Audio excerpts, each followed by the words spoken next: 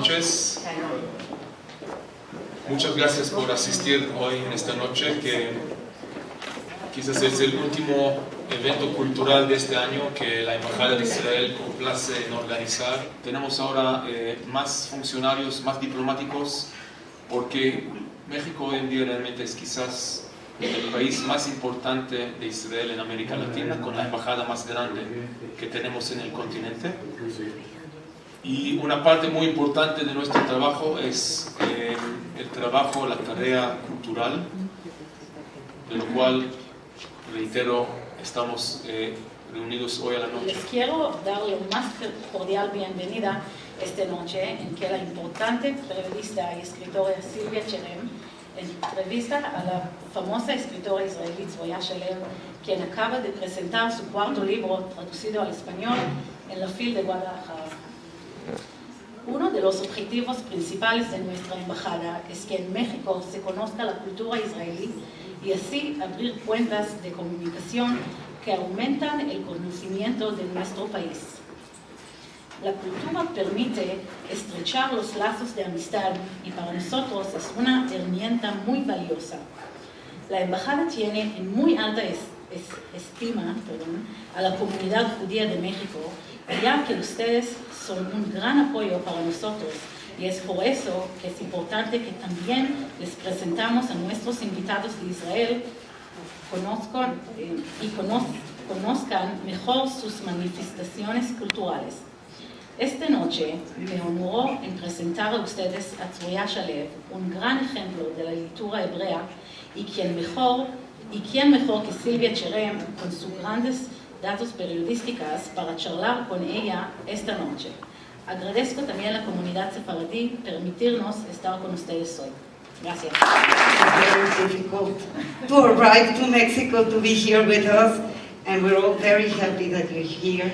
I told them that yesterday we had a little bit, a try of what we're going to have today, and we're very, very excited to do it again. And I told them yesterday in the fair that when I was writing my book, Israel a Cuatro Voces, Israel in Four Voices, where I have Amos Oz and David Grossman and Alefet Yoshua and Edgar Keret, Nili Cohen from the Institute of the Translation of Hebrew Literature told me, "You're very wrong." And I said, "Why?" And she said, "You have to have a woman and you have to have Zeruya Shalev." And she was right. I needed to have her. I met her in Israel, but I did not have the right time to read all her books and to do it complete. And now that I know her, and I know her in a literary way, I can tell you she's one of the big ones, and I'm very excited to have her here and to have her with us. So thank you very much. Thank you. Thank you very much. Thank you all for coming here to meet me. I'm so excited, and I'm so upset that the flight was 4 hours delayed, and yes, and I waited at the airport, and I was really disappointed, and I was even afraid that we might not make it. And you won't believe it, the driver is not here, but believe me, I had to get dressed in the car and to put makeup in the car, so I hope I didn't put my lipstick on the eyes and the eyeliner on the lips, because it was really unbelievable. Well, I have to tell you that Zeruya thinks, and maybe we can start with that. Zeruya thinks that some kind of evil is behind her back, because she was getting to Mexico 3 years ago, yes, to the book fair when Israel was the country, the invited country, and she couldn't be there because she stopped at Dallas and there was an ice storm. And I was stuck in Dallas for 3 nights, sleeping in the airport. And, so we're happy she did not sleep at the airport of Guadalajara and you're here. So, Zeruya, let's see what is still waiting for me tomorrow or tonight. Well, but I'm so glad if it gives you any comfort, yes. It took me 3 hours last night to get also my flight. Wow. I arrived 3 o'clock in the morning to my home. No. So it was better, and you're here. So we're gonna start. I've read her books. These are my copies. I'm so sad that the publisher did not come to sell books here. I really recommend you, and you'll see why after this talk. And I told Zeruyá, and I tell you, that after reading her books, 3 or 4 ideas come to my mind of what's in the books. And if I think what's in the books, I should say, whoever has read won't let me lie, that she has such a capability of going into the most, very deep, into the most inner core on the feelings of people, to understand the way a woman thinks, the way a woman dreams, the way a woman can be childish, can be impulsive, can be destructive, and her characters are just so amazing in all the books. Mostly, we spoke of this yesterday, maybe we'll speak of this today again, but maybe, I'm not saying that they were oriented for women, but women are mostly her readers, because she really gets to understand the psychology, and that's one of the words I used yesterday. One is woman, the other one is psychology, and then the next one would be literature. And when we think of her books, they're so masterful written, you cannot believe how she takes care in every comma, in every sentence, and everything just is so overwhelming in every sentence. So, and the theme, of course, is always the family and its troubles, the family and love, and the way to love. That's what's in her books. So, I would like to start, Zeruyá, by talking about how someone so sensible, so introspective, such a poet as you are, such a sensual woman as you are too, grew up in a family of writers. We're going to change the themes today. They're not the ones from yesterday. She comes from a family of writers. A little while ago, somebody asked me, Meir Shalev, what is Meir Shalev of Zeruyá? Your cousins, right? So if I don't get it wrong, you come from a very famous literary family that includes your father, your own uncle, the poet, your brother, your cousin. You're even married to a writer, and your parents-in-law are also writers. So, how do you manage, Zeruyá? I've interviewed a lot of writers, and mostly it's very difficult to live with in between a life, to be surrounded by people that want to be very successful and very well seen, and that sometimes these leading figures that I've met, maybe it's not your family, they each try to stand out, maybe poking on one another with the elbows to find a place. So I would like to understand how you belong and how you grew up. I know you started writing since you were 6, but I would like to understand how that inner voice, dedicated to struggle with individual pains, with battles of the soul, manages to live a family life, and what it is to live in that special space and environment. Yes, I have to say it is very crowded in our family right now. And when we all meet, it's almost unbearable. You know, everyone talks about his last novel, and we have to read each other last novel. in order, not to hurt anyone. So yes, it's a lot of work, but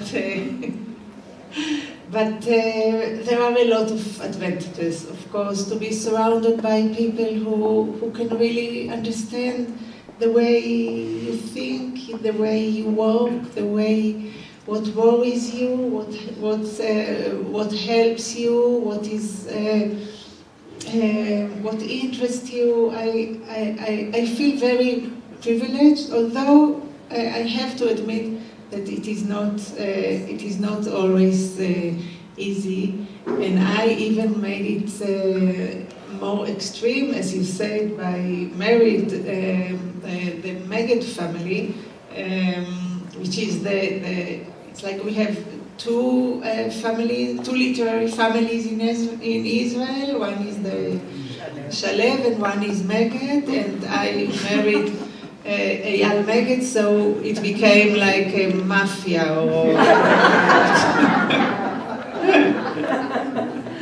But when I just started to write, as you said, you know all about me already, I think, you know everything. I was 6 years old, I just learned the alphabet and I found myself writing. I think I was almost born writing, and it became such a strong and important part of my identity before I knew what identity is. So, and at that time it was not as crowded as it is today, because I was a writing child. My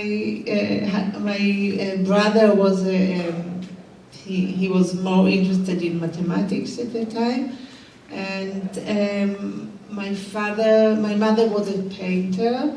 My father was a literary critic, which is also not very, not highly recommended to be a young writer and to be a daughter of a literary critic. I remember that I was a bit afraid to show him what I was writing because he was so critical, and sometimes it was not very helpful. But life in my childhood, life was kind of full of books, and especially our father loved to read us since very early age. He loved to read us Bible stories, and more maybe we will get to it tonight or maybe next time. but the motives from the Bible are very dominant in my novels. But yes, but not only the Bible. He used to read us Agnon. Have you read Agnon, the Nobel Prize winner? Yes, which is a very complicated, very rich language. And also, I remember when I was 5 years old, he started to read us Kafka. Yes, my father was very ambitious, a bit too much. And I remember myself listening to the Metamorphoses in a very stormy night in a small place, 5 years old. Well, and I think if we think of an influence, yes, we can find many. Virginia yes. Woolf would be one. Yes. And in Husband and Wife, I think we yes. can find Kafka right there, sitting in Husband and Wife. Yes. So maybe from the 5-year-old little girl came to that book. So yes. keep on. Yes. So your father was reading and interrupted. Yes, he was reading us Kafka and Gogol and Iliad and Odyssea. So books were very important. Reading was considered even more important than writing at the time, and my main wish was really to be a psychologist, not a writer. I mean, I knew that I will write all my life because this is what I love to do, but didn't think that writing is kind of profession. I thought it will be my hobby, and my main profession in life will be kind of therapist. And did I tell you why it didn't happen? Well, I know. Go on. Okay, but I would go even on. if I told you, I didn't tell you. So go on. They should know. So yes, it's a sad and funny story. But before going to the army, you know that in Israel girls has to serve in the army too. So I asked to be a mashakitash, we call it. It's like a social worker for the soldiers, and unfortunately I was accepted. And then when I started to work with the soldiers, I realized that I am such a terrible therapist, because I used to identify with them and with their sorrow and with their stories in such a strong and dramatic way that I used to cry in front of them, and I used to tell them, oh, it's so sad, and it's so terrible, and I don't know what shall we do, and until they had to comfort me, and to promise me that they are strong and that everything will be all right, and that I should trust them. So maybe I invented a kind of paradoxical method of therapy, Which we said yesterday, because yes. I was telling Zeruya that in her books, psychologists are terrible. I mean, the psychiatrist, is psychiatrist the word? And psychologists that we see in her books, they have such answers that you could kill them. I mean, nobody can believe in them. Yes, but I was even worse. In all my books, I don't try to beautify anything. I try to write very realistic. Sometimes I tend to be maybe a bit darker than the reality, but it's important to me to show the misery, but also the moments of grace, the moments of happiness. So this is what I was writing, and I thought that the book is quite balanced, and that I described her way with all the moments of regret and the moments of adventures and the moments of changes. And finally, when the book was out, I was so surprised to realize that this book became like a present book to couples that were planning to divorce. And they used to read the book and to become so frightened, and then to decide to stay at home. And I heard it so many times, one after another. A mother told me, my son left his wife.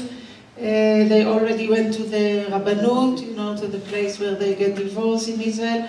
And I immediately bought him your book, and he came back home. And another mother, and another sister, and another friend, and it really made people frightened from this process of getting married. And I started to feel a bit guilty and a bit too responsible, more responsible than I used to feel as a writer, because I thought, well, it's not that I support divorce, but I'm not against it if there is no happiness, no love between the couples. I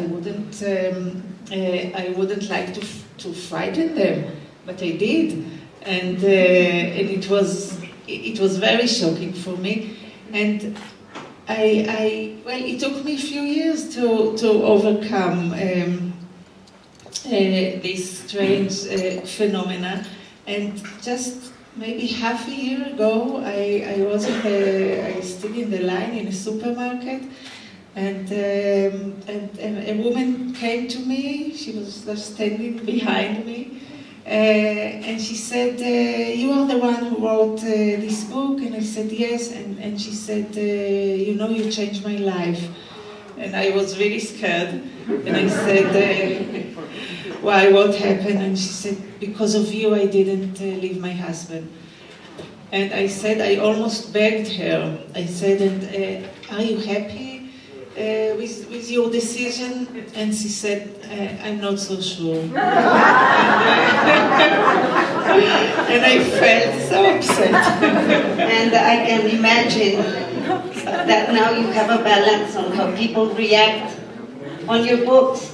Because yes. if we think, I can imagine that when you wrote your first book, which was, what's the name in Hebrew? חיי אהבה. In Spanish it's called Vida Amorosa. And it's a book of sexual disinhibition, even I would say a little depravity. And I can imagine that when you wrote that book, people would come to you and harass you saying, how could you write a book like that? So yes. Now you have a balance, not your... Yes, now it became like more conservative. Yes, it's true. No, my first novel... But you're not. No, I'm not, but so, I'm not at all, but I think I try to show the complexity of every situation. You know? Yes, but if you mentioned Vida Amorosa, Love Life, when this book was published, it's quite an erotic book, as you said, and I remember that I was writing the book with a complete feeling of freedom, because the erotic scenes were very important for the book, and very important for the characters and for the plot, and I didn't feel that I'm writing a very daring book. I felt very comfortable with it, because this was the book all about. And then I remember the very moment when the book was published, and I went to my publishing house, and I got the first 2 books, and I brought them home. And only then, and first I decided to bring my parents the first copy of my novel. And I remember that I started to go to, we lived nearby, I started to go to their house in Jerusalem. And slowly I realized that my father, who was very Puritan, is going to read this novel. And it was the first time that it occurred in my mind that he's going to read it, and what will I do, and what will happen to him? I was afraid that it might kill him. So I brought them the book, and I left it there. And then I took my mother to the kitchen, and I told her, you have to help me, I don't know what to do. I'm afraid it will kill Dad. And then she said, don't worry, you know, I will read it the whole night, and I will mark for him the special paragraphs that he shouldn't read. And was almost a whole book. And that's what she did. And I guess he read them all. I guess he read only those paragraphs. But he really loved the book. He did? I have to say he surprised me. That really Love Life me. was really your introduction to the literary world. I mean, it was a big shock worldwide. Yes. You had translations to 25 languages, yes. One by the other. Yes. And it is a very strong book. Yesterday, 2 little girls, maybe 16, came to me and they said, please, recommend me a book of Zeruya. And she was right there, and I said, Zeruya, which one? And she said, Love Life. I said, no. And she answered, you're not her mother.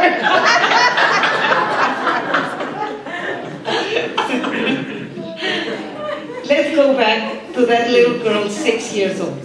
Yes. You lived, at first you were born in Kibbutz Kinneret. Yes. Your parents left Kibbutz Kinneret and took you, I don't remember the name of the town. The name it's very small, no one knows it. It's called Bet Berel, and it's near Kfar Saba, and it's kind of college. My parents were teachers, so they taught in the college, and we just lived there. There were very few families. We were almost alone. So I can imagine that was or that determined completely that little girl you were. But I couldn't keep my promise. It was stronger. It was stronger than me. And so in this novel that was published in Israel 2 years ago, I think, it was the first time that I wrote about being injured in a terror attack in Israel. But of course, it was not me. The woman who experienced it is really different, I promise you. She is much more assertive than I am, and the family is different.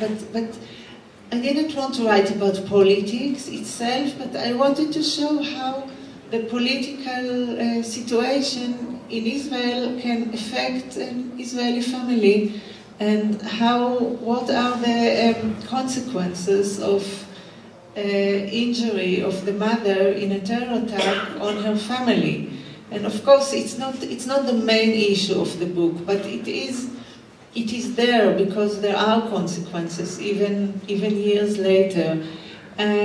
So it is not political on the one hand. It's even a bit funny to see how all the members of this family blame each other about this injury, and they don't blame the Palestinian, they don't blame the suicide bomber. Each one blames, the father blames himself, the husband, because he had to be the one who travels with the children, but he didn't do it this time. The daughter feels guilty because she asked her mother to make a special hair design for her, so they were a bit late. The little boy was hiding in the bathroom because he didn't want to go to school. So I try to show how very tiny daily elements of daily life can be so crucial and can be so fatalistic for this family, and they don't deal with the political aspect.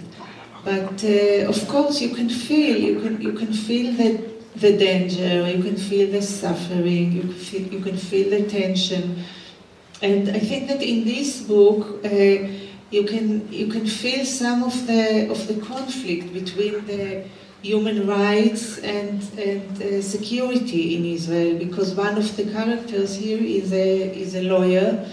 He's the male character. He's a lawyer of human rights, and he tries to help his clients, but also he's busy with some of his clients are Palestinians, but he also tries to find a solution to the security problems and consequences, and he actually talks to the state. He's so obsessed with the issue, so there are some monologues that he really refers to the state of Israel and talks to her as if it's a woman. But I don't like to write, or maybe I will say it in the other way around. I prefer to write in an indirect way about so strong and demanding issues, because I'm always afraid it might be a bit superficial, a bit journalistic, a bit black and white. I think literature should show the complexity, and this is what I'm trying to show in all my books. And sometimes you can feel the Israeli atmosphere in the style, because my style is very breathlessness and very intense, and you can see how tense life is. And not only tense, but complete with many things going on. Tense all the time. Yes. ¿Alguien más?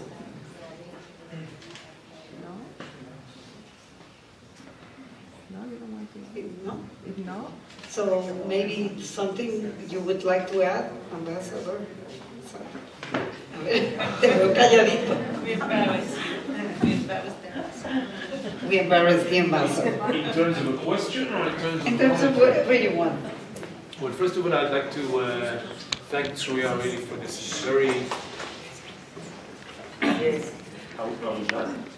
No, whatever you want. I would prefer not to take up this precious time with Zeruyá. We don't have her here every day. You have me here every day for a long time. So just to thank you very, very much for being so open and sincere with us. And please continue as long as we can, because I think it's absolutely amazing to hear you. So just thank you, and thank you, Silvia, for doing such a great job. I don't know if you're tired or we head on or... Go on. Go on? Okay. So let's talk about the role of woman in your books. And I'm very shocked and to find that you're such a strong woman, or that's what I found when I talked to you. But the ghost of those little childish, neurotic, impulsive, self-destructive, masochist women are always there. And I want to understand where they come from. Why? I know that it's that you're not trying to put the woman, the superwoman in your books, but mostly the other one. And we all have one like that inside. I think each one of us that seem to be a strong woman have their little babyish woman inside. So I would like to understand, where is it in you? And where does it come from? Yes, I believe that each one of us is also a baby, or it has to overcome its babiness again and again. Men and women too, of course. And as a writer, I'm more interested in those parts of the personalities than in the healthier, stronger, assertive parts, because I feel that as a writer I have much more to do with it. I have much more to describe. I have much more to follow. I have much more to cure. If I will talk as a therapist, it's very. For me, it's fascinating to describe this kind of person who is, and it really doesn't mean if it's man or woman, who is a bit childish, a bit selfish, a bit egocentric, a bit impulsive, sometimes feels insecure, sometimes feel a bit megalomaniac. All those emotional turbulence are so fascinating. So I cannot just write about, simple, successful woman, because I'm not interested in her enough. And so I try. I know sometimes my readers complain that my characters are a bit annoying. I mean, sometimes they don't like my characters because they are, as you said, sometimes childish and selfish. And sometimes I don't like them myself, but I always try to ask my readers not to judge the writers as if they are human beings. I try not to judge human beings too, but I try to follow the characters without judging them and to pity them, because I feel a lot of compassion to those women and men who never got enough love, who never got enough, or maybe they got too much love, maybe they got too much attention, maybe her parents were dependent on them and didn't let them develop themselves. There are so many ways to damage a child. And most of my characters are damaged because of childhood problems. And I try to show how this childhood dictates the later years in our life. and still try to offer some solutions, not perfect solutions, but I try to offer some different approaches in order to feel a bit better. Let me ask you, it's going to be only two more. Okay. But one would be, and I'm sorry if I'm going to get personal, but I would love to understand if you did have a happy childhood, or what happened in your childhood that triggered a little this, all of this. Now you remind me of my mother. I'm sorry. You said yesterday with that girl, you said you're not her mother. Yes. No, now you talk like my mother. Which I'm not. Because my mother, I used to show her my first poems as a child. It's so beautiful, by the way. I got it from Silvia yesterday. It's a Mexican rebozo. Yes. She can take a piece of Mexico back home. I'm so grateful. I used to show my mother some of my poems, and my poems were always very sad. And she used to say, with anger, why are you so sad? What's wrong with your childhood? And she didn't like my poems because they were sad. And I think I was not mature enough to explain her, but I can explain you and you if you're interested. I didn't have a miserable childhood, but I think my childhood was quite complex. First of all, because of my mother, because my mother was a widow before she had me. She was her first husband was killed in Milchemet HaAtzmaut, in the War of Independence. It was more than 10 years before I was born, but she was still mourning him. She was still feeling she was happier with him than she was with my father, and it was very clear. So, and she used to talk to me about it again and again. I was her best friend, and she used to tell me all about this first husband, first love, and how he was killed, and how depressed she was, and how difficult it was. And I grew up with these stories about him, and it was so strange, because on the one hand I used to cry with her about him. We used to mourn him together, but on the other hand I knew that if he wouldn't have been killed, I wouldn't have been born. I wouldn't have been born. And it was like mourning about my being alive. And it was so strange. I only realized it in the last few years. And I think your father was also had another beautiful love that left. Yes. And so that everything that has to do with love. Exactly. My father was divorced from the love of his youth. So in our house, love was a story, or maybe two stories. It was not presence in our lives of our parents. They were a couple, but they functioned, but they were not very, very much in love. But they used to tell us about their previous loves. And maybe this is why I still investigate the issue of love, because love was a story. And the archaeology of love. Because you have to go back to try to find the ruins of love. Yes. And what stays in the life after, because the ghosts of everyone are still there. Yes. And I think that is what exactly makes magnificent your work, and we understand where the stories come from. And I would love that everyone here read your books, because they are excellent.